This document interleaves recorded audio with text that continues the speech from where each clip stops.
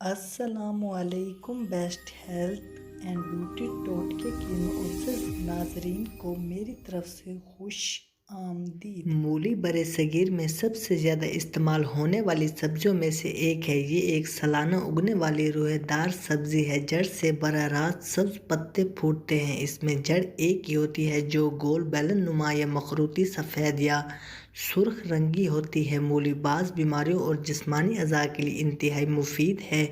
مولی میں معدنیات کی کثرت پائی جاتی ہے جو جگر اور پیٹ کے لیے انتہائی مفید ہے اور جسم کو توانائی فراہم کرتی ہے۔ مولی خون صاف کرنے کے لیے بھی انتہائی مفید ہے۔ یہ جسم میں سرخ خون کے خلیات کو ختم ہونے سے بچاتی ہے۔ یرقان کے مرض میں مولی کے پتوں کا رس نکال کر چینی ملا کر مریض کو پلانے سے مرض ختم ہو جاتا ہے۔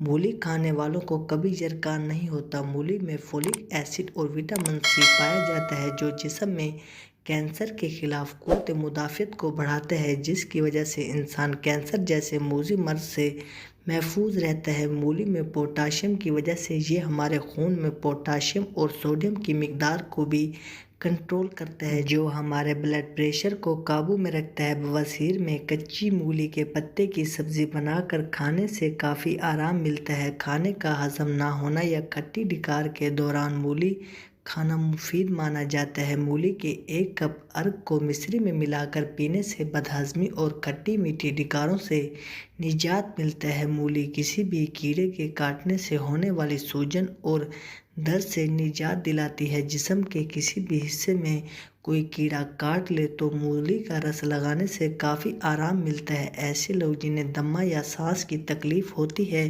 تو انہیں چاہیے کہ وہ بھی باقاعدگی سے مولی کھائیں کیونکہ اس میں موجود اجزاء کی بدولت سینے کی جکڑن کم ہوتی ہے اور سانس لینے میں آسانی ہوتی ہے۔ مولی کا روزانہ استعمال یورک ایسڈ کو کم کرتا ہے، معدہ، جگر، مثانے کی گرمی اور ہاتھ پاؤں کی جلن کو دور کرتا ہے۔ جوڑوں کے درد میں مولی کا باقاعدگی سے استعمال بہت ہی مفید مانا جاتا ہے۔ یرقان کو جڑ سے ختم کرنے کے لیے صبح خالی پیٹ 4 ہفتوں تک ایک مولی کا استعمال ضرور کریں۔ مولی ہمارے لیے اللہ تعالیٰ کی طرف سے کسی نعمت سے کم نہیں۔ تو ناظرین، اگر آپ کو ہماری آج کی یہ ویڈیو اچھی لگی ہو تو ویڈیو کو لائک اور چینل کو سبسکرائب کرنا مت بھولیے گا۔ ملتے ہیں انشاءاللہ اگلی ویڈیو میں۔ دعاؤں میں یاد رکھیے گا۔ اب تک کے لیے اجازت۔ اللہ حافظ۔